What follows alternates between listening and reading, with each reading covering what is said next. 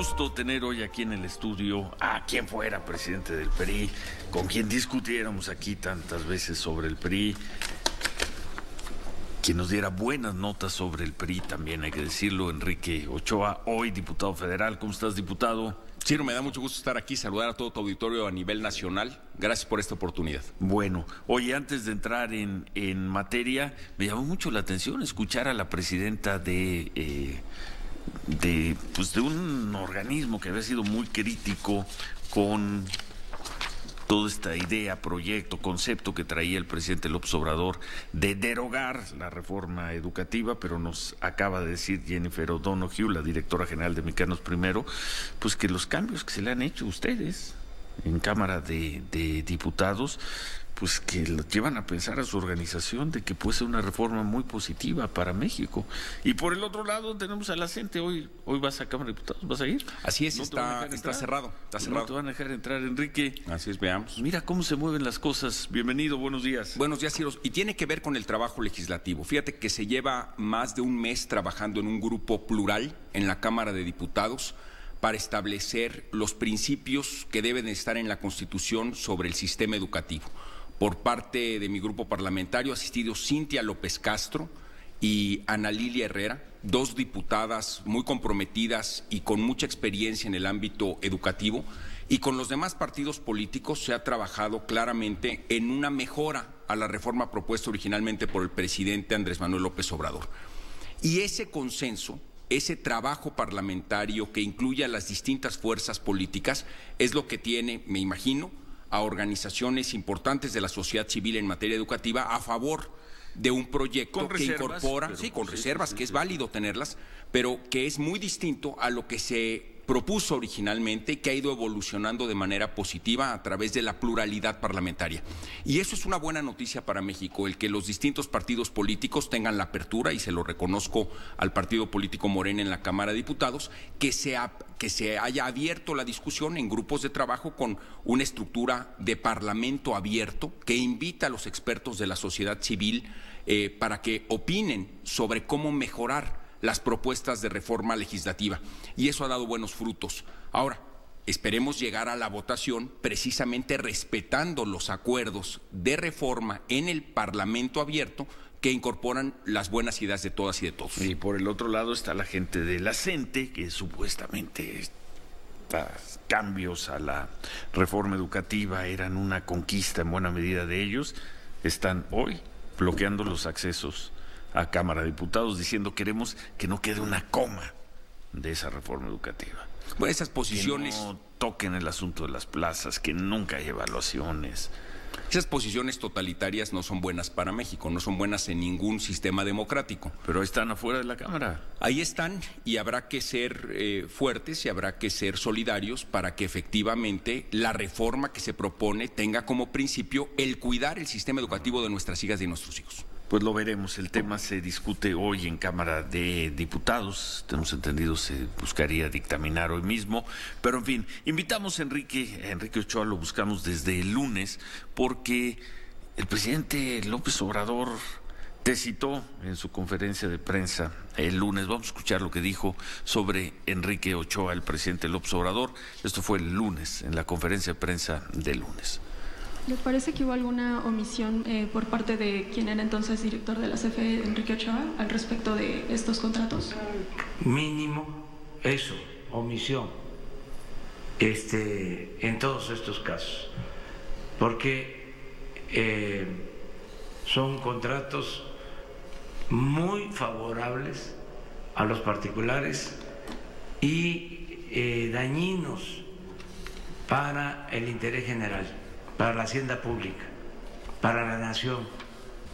Entonces vamos a seguir con esto. Estamos ante casos equivalentes a lo que fue el FOAPROA o a lo que era el huachicol. Son FOAPROA, son huachicoles al por mayor. Eso fue lo que hicieron los gobernantes del periodo neoliberal. Entonces sí estamos analizando toda esta situación y vamos a llevar a cabo una revisión a fondo, exhaustiva. Enrique Ochoa, ex director de la Comisión Federal de Electricidad, gobernante del periodo neoliberal. Tu respuesta frente a eso que dijeron de ti y de ustedes hace 2 días. Yo creo que es muy importante tomarle la palabra al señor presidente en cuanto a que hay que analizar los contratos, se refiere a los de gasoductos, para poder encontrar cuál es la verdadera historia de ellos. Vamos a empezar por un principio. El gas natural es un combustible amigable con el medio ambiente, es mucho más económico que las alternativas como el combustóleo o el diésel para generar energía eléctrica y es el combustible de transición en las economías desarrolladas porque apoya a la generación de empleos a través de la industria y porque tiene una cualidad muy importante de la cual México pues es un país muy beneficiado. El tener gas natural o acceso al gas natural de Texas o de la cuenca norte de nuestro país es el gas natural más barato del mundo y esto nos permite generar energía eléctrica a precios competitivos y con un proceso mucho más amigable al medio ambiente. El gas natural produce energía eléctrica 50% más amigable al medio ambiente que el carbón. ¿Y qué hicieron con ese gas cuando tú fuiste director de la Comisión Federal de Electricidad? Buenas noticias para México. Primero, recordarás que al final de la administración del presidente Calderón hubo alertas críticas por desabasto de gas natural, afectando a la zona norte, al Bajío y al sur del país. Ante eso, se creó una estrategia nacional para garantizar el abasto de gas natural. ¿Y cómo se formuló esto? Dado que Petróleos Mexicanos ha visto decrecer su producción de gas natural y al mismo tiempo el desarrollo de la economía mexicana ha visto crecer el consumo de gas natural, se requiere gas natural importado para ajustar precisamente la diferencia entre lo que México produce y lo que México consume. ¿Cuál es la manera de traer el gas natural? Es a través de las carreteras de progreso silenciosas que son los gasoductos. Y esos gasoductos se tienen que construir para llevar el gas natural de un punto del país a otro. Cuando Petróleos Mexicanos era el monopolista para construir gasoductos en el país, solamente la mitad de los estados de la República tenían acceso a gas natural. De hecho, por eso se explica que hay regiones del país con gran proceso de industrialización, mientras otros estados de la República no lo tienen. Veamos, por ejemplo, Monterrey, Nuevo León, explica su desarrollo industrial, además de la capacidad de sus mujeres y de sus hombres, el tener acceso a gas natural desde momentos anteriores en la historia del país. El Bajío fue la segunda gran región del país, al igual que al centro, que tuvieron acceso a gas natural. Pero si no tienes gas natural en el resto de las regiones, no vas a tener industria pesada y, en consecuencia, creación abundante de empleos. Por eso había que llevar el beneficio de los gasoductos al resto de las entidades. ¿Y hasta dónde llegó? Porque el presidente insiste que ustedes... Sé que tú no terminaste el gobierno, te dejaste la Comisión Federal de Electricidad para ir al PRI, pero insisten que dejaron un tiradero y un desbarajuste. En materia de gasoductos, déjame explicar por qué eso no es el caso. ¿Dónde están los tiraderos de los gasoductos? No, bueno, déjame decirte que en este esfuerzo que te describo de crear gasoductos se llevaron a cabo procesos de licitación internacionales con Transparencia Mexicana, que arrojaron la construcción y ya puesta en operación de 17 nuevos gasoductos, que ya le permiten al país tener abasto suficiente de gas natural. De hecho, desde ese entonces, desde finales de la administración del presidente Calderón y el inicio de esta estrategia con el presidente Peña Nieto, no ha habido alertas críticas de desabasto de gas natural. ¿Cuántos de esos 17 nuevos gasoductos no están terminados? No, los 17 están terminados. Están terminados. ¿Dónde está el presidente se ha referido a 7 gasoductos que están en proceso de construcción. De esos 7 gasoductos, de hecho, 2 están en construcción habitual de acuerdo a su calendario y entrarán seguramente en funcionamiento, según tenemos información en la Comisión de Energía de la Cámara de Diputados, en este semestre del año, es decir, conforme estaban originalmente construyéndose. De los otros 5, hay uno que está terminado, que inició sus operaciones en 2017 y que en el estado de Sonora tuvo una afectación por un grupo social que interrumpió el tránsito del combustible por ese ducto. Ese, digamos, es un problema social que debe de encontrar una solución, 4? Pero el ducto está en construcción. Son solo 4, sí. Estamos hablando de 24 que están explicados, son solo 4 que tienen problemas o jurídicos o sociales. Todo proyecto de infraestructura enfrenta este tipo de problemáticas.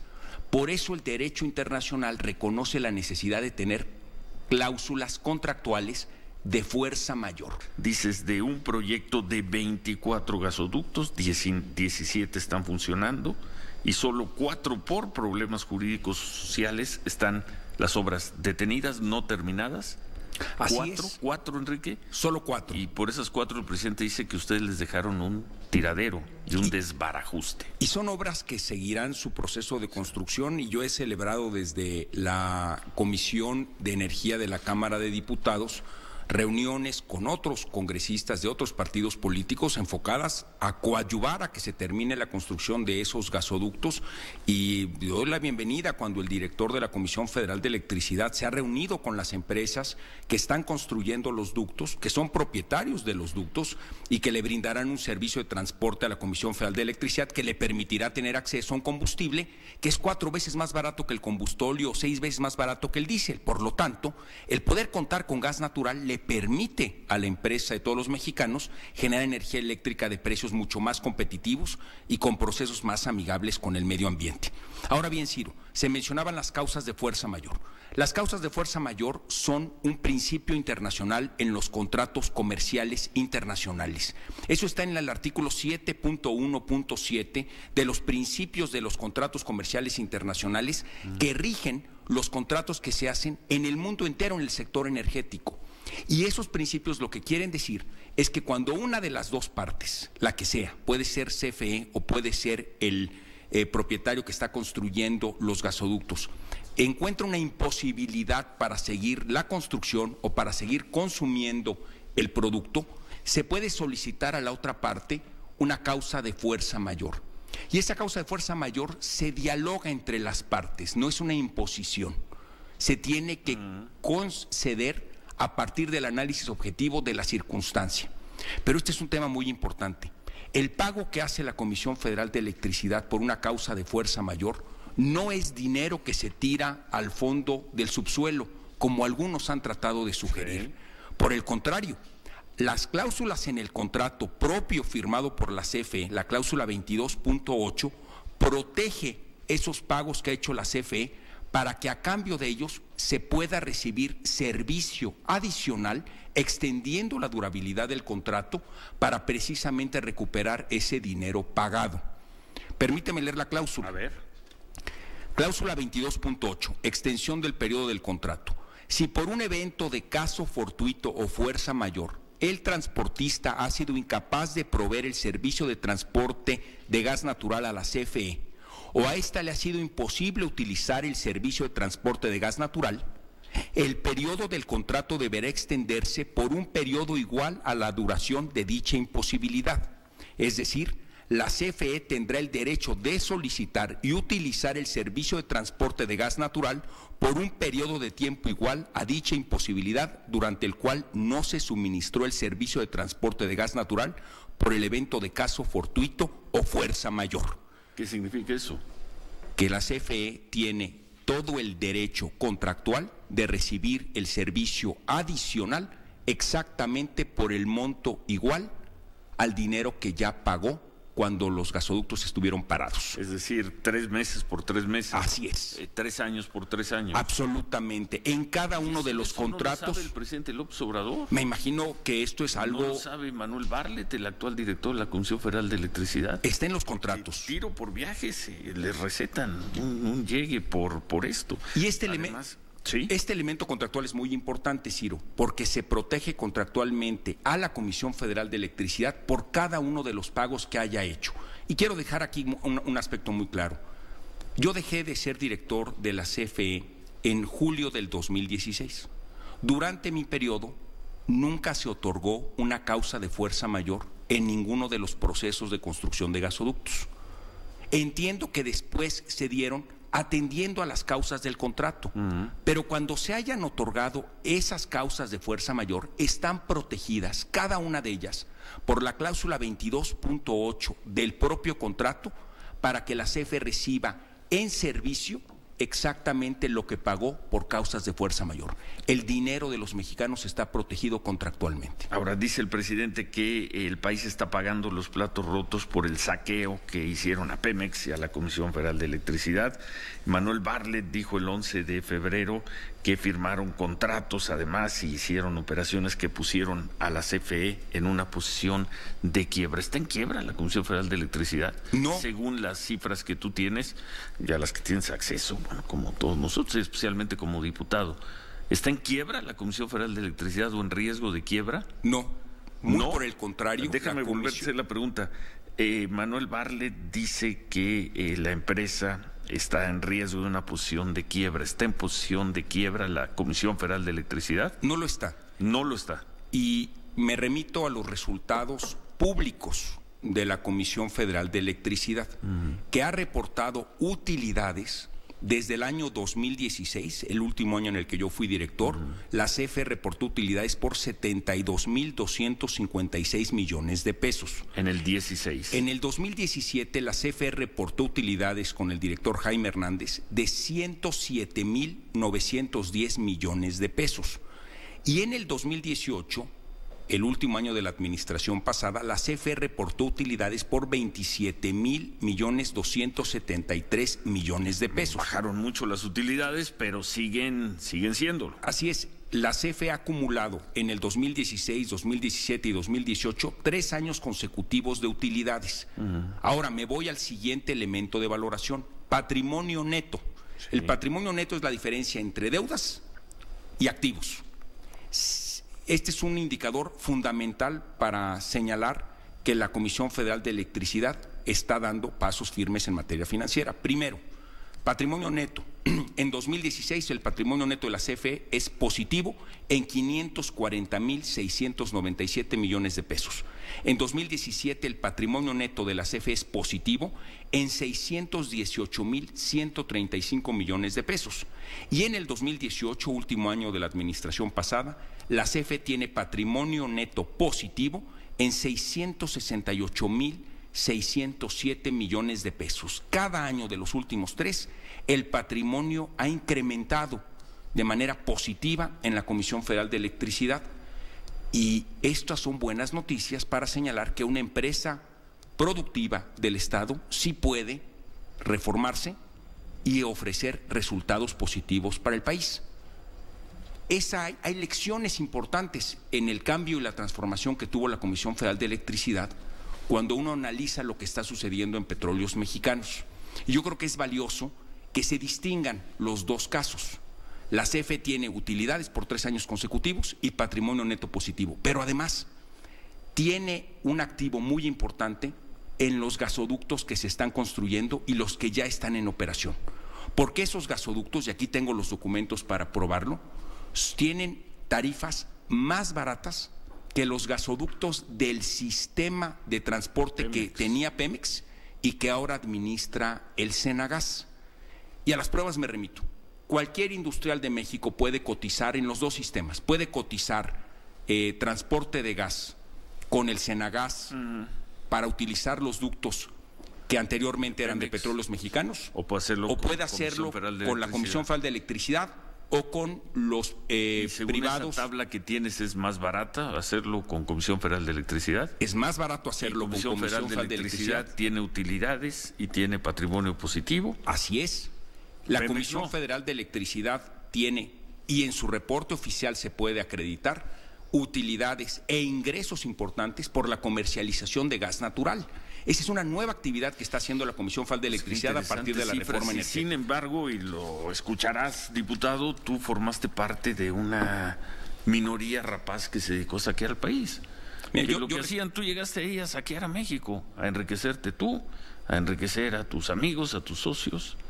Se los dicen todos los días. Eso es falso. Todos los días. Y es importante acreditarlo. Sí. Eso es falso. Aquí está la información técnica. Te dejo copia para conocimiento de tu auditorio. Yo respeto profundamente lo que está haciendo el director Manuel Bartlett en la Comisión Federal de Electricidad. Yo le deseo mucho éxito y lo que yo puedo trabajar desde la Comisión de Energía será para fortalecer una empresa tan importante como es la Comisión Federal de Electricidad. Pero la que está en problemas financieros y la que tiene patrimonio negativo es Pemex. Y esa requiere una atención especial. Y hay lecciones importantes de lo que ha sucedido en la Comisión Federal de Electricidad que pueden ser muy útiles para Petróleos Mexicanos.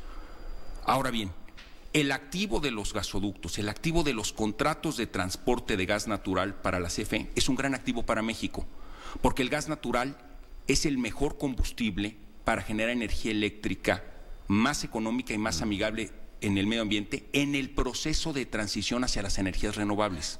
¿Has hablado con Manuel Bartlett? No he tenido la oportunidad de hablar con... Ni tampoco ha tenido reunión con comisiones, ¿verdad? Con ustedes. No, el director Bartlett no ha tenido reunión con la Comisión de Energía. Creo que sería positivo, pero también creo que sería positivo que tengamos una reunión con la secretaria de Energía. Esa reunión se ha pospuesto en algunas ocasiones porque en el tema del combate al robo de combustible se reunió la secretaria, pero con la comisión permanente. Sería buena reunión, creo yo, con la Comisión de Energía. Ustedes. Entonces, no hubo tiradero, no dejaron un tiradero.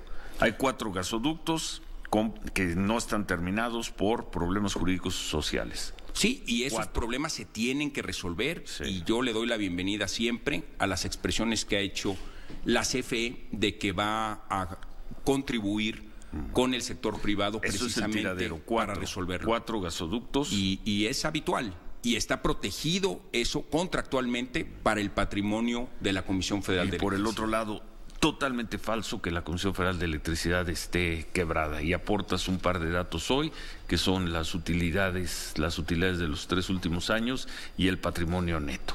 Así es, y un elemento adicional que también recibimos nosotros cada trimestre en la Comisión de Energía de la Cámara de Diputados es el reporte de deuda de la Comisión Federal de Electricidad y de Petróleos Mexicanos. Y hay una diferencia muy importante. La deuda de la Comisión Federal de Electricidad está súper mayoritariamente en pesos. La deuda de Petróleos Mexicanos está en dólares. La deuda de la Comisión Federal de Electricidad está también mayoritariamente a tasa fija. De manera tal que la Comisión Federal de Electricidad tiene la capacidad de acreditar el pago oportuno de su deuda en pesos y a tasa fija. Y eso lo notan las calificadoras internacionales. Oye, escuchándote, pues si Pemex estuviera como te informas tú que está la Comisión Federal de Electricidad, si estuviera así financieramente, México estaría administrando la abundancia. Así es, si Pemex tuviera utilidades por 3 años consecutivos y tuviera patrimonio neto positivo, estaríamos en una situación mucho mejor a la que tenemos hoy y que debemos todos de contribuir a que mejore la situación de Petróleos Mexicanos, que se alivie su régimen fiscal y que se pueda invertir el dinero que se tiene en actividades rentables como son la extracción de petróleo y de gas natural. La razón por la que se requieren gasoductos es porque no hay suficiente producción de gas natural en México. Y he escuchado al presidente de la República señalar que no hará fracking. Gran parte del gas natural que consumimos los mexicanos proviene de las cuencas de fracking de Estados Unidos. Si en México no se hará fracking, de acuerdo a lo que dice el presidente, se requieren estos gasoductos con mayor razón, porque entonces necesitamos el gas natural que proviene de las cuencas de Texas y de otros lados de la Unión Americana para beneficiar a México. Gracias por aceptar esta invitación para hablar de estos temas. Enrique Ochoa, muchas gracias. Con mucho gusto, Ciro, y muchas gracias siempre por dar este espacio de apertura. A ver si te dejan entrar a trabajar hoy a la Cámara. Estaremos reportando. No nos mandes un reporte desde la Cámara. Gracias a el ex director de la Comisión Federal de Electricidad, diputado federal del PRI, Enrique Ochoa.